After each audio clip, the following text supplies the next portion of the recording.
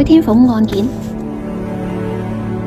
案件編號 DCCC 140-2024，法庭記者陳子豪。蔡天鳳前家姑李瑞香表證成立，自辯指蔡另嫁譚方俊後，仍與鄺港智保持關係，覺得佢哋好亂。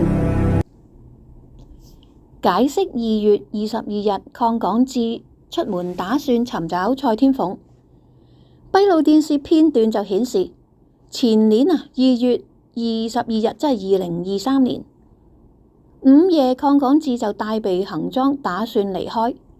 李瑞香呢就陪同鄺港智走向門口，曾經問及幾時報㗎？鄺港智就回答而家咯。李瑞香先後回應有冇車嚟接你啊？死啦！我好驚啊！快啲行啦！等等。李瑞香今日解釋話，蔡天鳳失蹤後，當時鄺港智打算同阿俊出去兜下揾下 Abby。李瑞香就供述得知有人報案指蔡天鳳失蹤，但係由於蔡天鳳成日都唔見幾個鐘㗎啦，心想當日不過幾個鐘頭啫，咁快報警？於是當時就問及幾時報㗎？李瑞香又指司機其時已經下班，外出要電召車輛，就問到有冇車嚟接你啊？就呼籲鄺港智快啲行啦！稱為蔡天鳳失蹤一事已報警，故我未擔心，我未驚咯。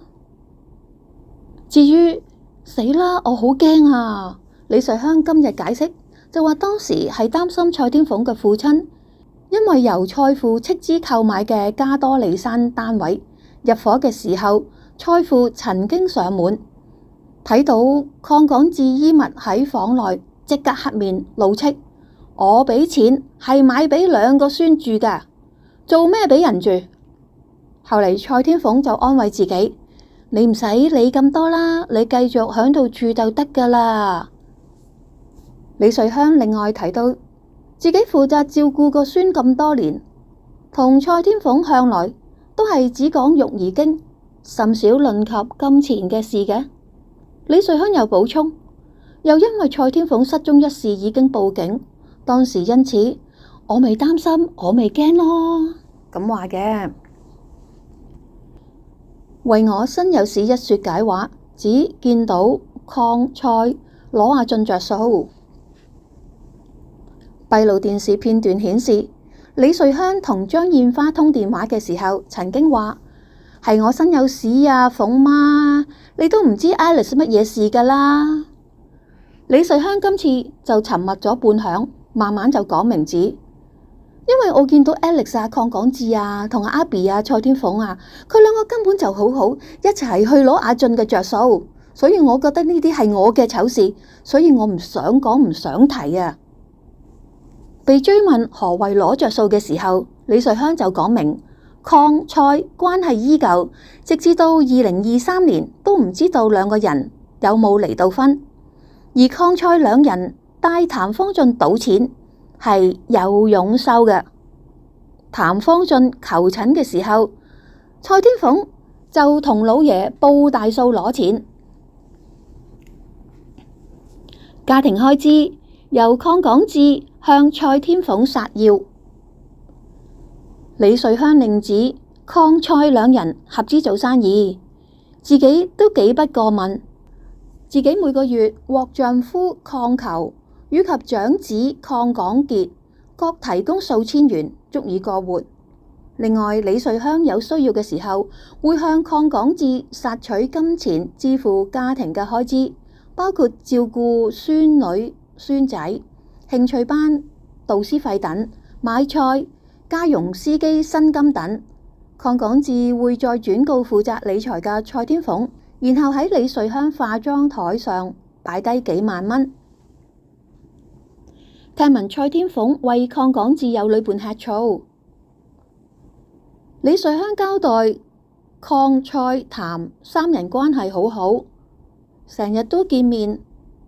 譚同蔡兩人不時嚟到加多利山住所探望子女。等兩個仔女入睡後，就再外出用膳。鄺港智有時同行。李瑞香又聽聞鄺港智有女伴，蔡天鳳曾經因此而呷醋，就鬧到話：買咗架車女朋友坐，我都未坐過。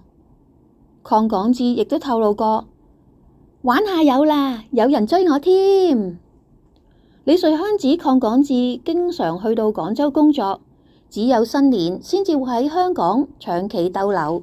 喺香港嘅時候就會居於加多利山住所。佢嘅丈夫鄺球、大仔鄺港傑就原居於將軍澳尚德邨。2020年置業後就搬到去荃灣居住。鄺港智成日換電話。李瑞香指自己同蔡天鳳母親張燕花關係良好友善。蔡天鳳嘅父親就長駐海南，間中離港，而自己就曾經赴海南三亞3、4次。蔡天鳳海南家鄉祖家就去過1、2次，一般都會帶同丈夫鄺球同2個孫仔女去，當地再會合內地工作嘅鄺港智。李瑞香再指鄺港智同張燕花關係亦都好，成日一齊，感情係良好。鄺港智喺內地有時個幾2個月都唔打俾我，但係知道鄺港智有張燕花作伴就頓感安心。李瑞香就憶述鄺港智成日換電話，無論係型號或者係號碼，自然我唔係好追問呢啲嘢啊，呢啲係我嘅弱點。李瑞香另外提到譚蔡成婚之後，譚老爺俾咗層樓佢，因此曼克頓山單位係屬於蔡天鳳名下，話譚老爺又送咗幾百萬禮金俾張燕花。閉路電視片段顯示，李瑞香通話期間曾經提到有個秘密。李瑞香今次解釋就話係指鄺蔡兩人之事。